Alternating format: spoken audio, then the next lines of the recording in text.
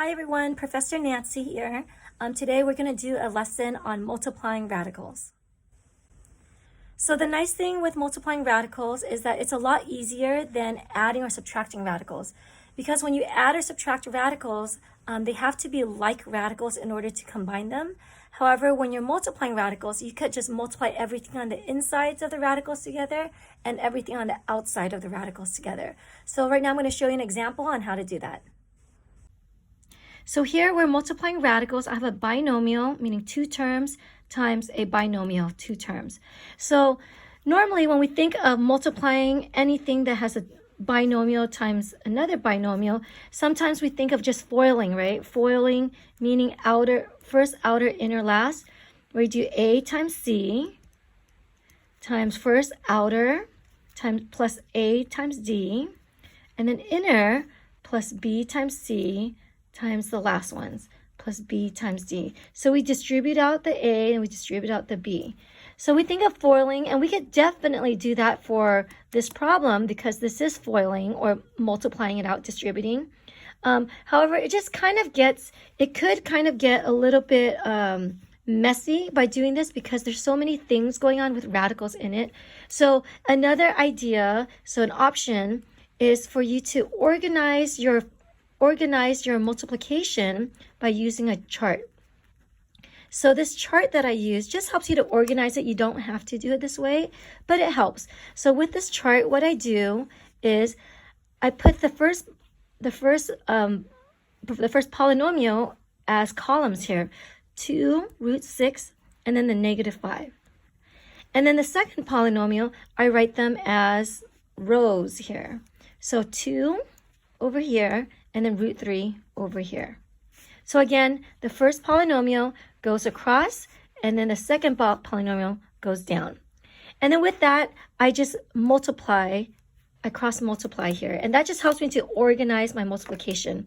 So here when I multiply these two, I multiply the things outside the radical together. 2 times 2 will give me 4. Inside the radical is just the 6. 2 times -5 is -10. Here, there's only a 2 outside the radical, so that stays out there. Inside the radical, I have 3 times 6, which is 18. And here, the -5 is outside the radical, so it stays outside.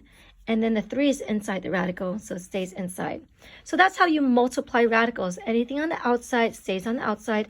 Anything on the inside stays on the inside. So now, notice when I had FOILed, after I multiply these terms, which are these, I add all of them together. So now I'm going to add all of these together. So I have 4 root 6 minus 10 plus 2 root 18 minus 5 root 3. And the rule with adding radicals now, so when you add radicals, you must have like terms and must have like radicals in order to combine. So here, notice this is root 6, root 18. You cannot combine these two. Root 3, these are all unlike radicals, so you can't combine them. But hold up, maybe we can simplify any of them. So notice that 2 root 18 here, I can simplify that.